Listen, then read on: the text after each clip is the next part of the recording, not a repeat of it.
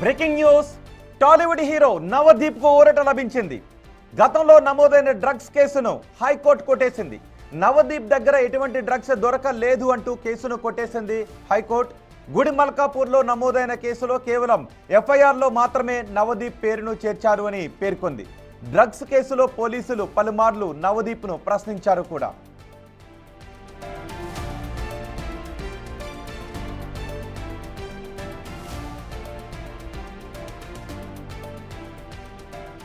మరింత సమాచారం మా ప్రతినిధి సురేష్ అందిస్తారు. సురేష్, ఈ కేసుకు సంబంధించి పూర్తి డీటెయిల్స్ ఏంటి?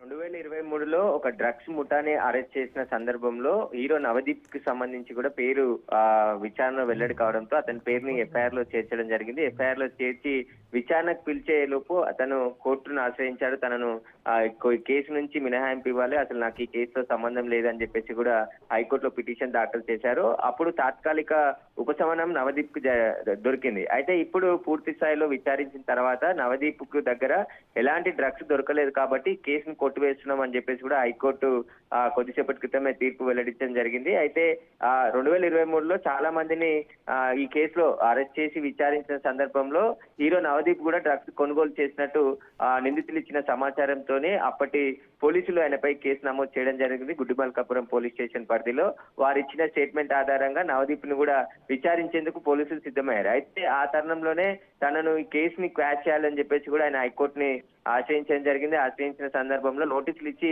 విచారణ మాత్రం చేయండి, అరెస్ట్ చేయొద్దు అని చెప్పేసి కూడా కోర్టు అప్పుడు తెలిపింది. అయితే ఈ రోజు మళ్ళీ పూర్తి స్థాయిలో విచారించిన తర్వాత 2023లో నమోదైనటువంటి గుడిమల్కాపూర్ పోలీస్ స్టేషన్ పరిధిలో ఉన్నటువంటి డ్రగ్స్ కేసులో నవదీప్ పేరును కొట్టివేస్తూ ఆయనపై నమోదైన కేసును కూడా కొట్టివేస్తూ హైకోర్టు క్లీన్ చిట్ ఇవ్వడం జరిగింది. అందులో భాగంగా ఎందుకంటే అతని దగ్గర అసలు అప్పట్లో ఆ కేసులో ఎటువంటి డ్రగ్స్ నవదీప్ దగ్గర దొరకకపోయినా మరి ఎందుకు అప్పుడు నవదీప్ను పోలీసులు ఎఫ్ఐఆర్ లో చేర్చారు?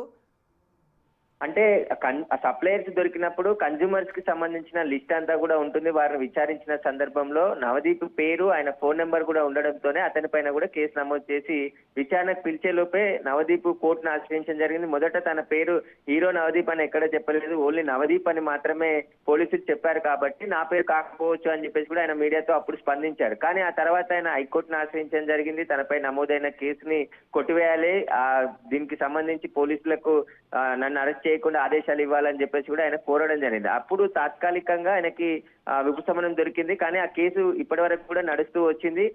నవదీప్ తరఫున న్యాయవాది హైకోర్టులో గట్టిగా వాదించి నవదీప్ దగ్గర ఎలాంటి డ్రగ్స్ ని పోలీసులు సీజ్ చేయలేదు కాబట్టి అతని పైన ఉన్నటువంటి ఈ కేసును కొట్టివేయాలని చెప్పేసి కూడా కోర్టులో వాదనలు వినిపించడంతో నవదీప్ కి సంబంధించిన అడ్వకేట్ వాదనలు ఏకీభవించి నవదీప్ దగ్గర ఎలాంటి డ్రగ్స్ పోలీసులు సీజ్ చేయలేదు కాబట్టి అతని పైన ఈ కేసు నిలబడదు అని చెప్పేసి కూడా హైకోర్టు స్పష్టం చేస్తూ ఆ కేసుని కొట్టివేయడం జరిగింది.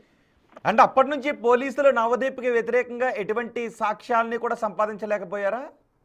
అంటే డ్రగ్స్ కేసులో కన్జ్యూమర్స్ ని బాధితులుగా చూస్తారు కాబట్టి వారిని రీహాబిలిటేషన్ సెంటర్ కి పంపించి వారిని మార్చే ప్రయత్నం చేయాలని చెప్పేసి కూడా ప్రయత్నించిన పోలీసులు కూడా అదే ప్రయత్నం చేశారు. కానీ వాళ్ళు కన్జ్యూమ్ చేస్తూ ఇతరులకు ఎవరైనా అమ్మితే ఖచ్చితంగా వారు కూడా పెడ్లర్ అవుతారు.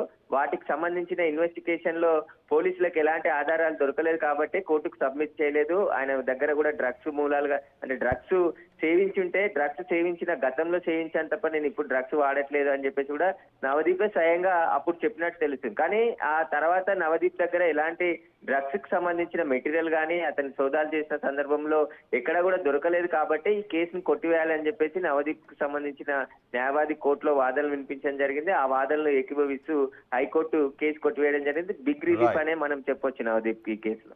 రైట్ సురేష్.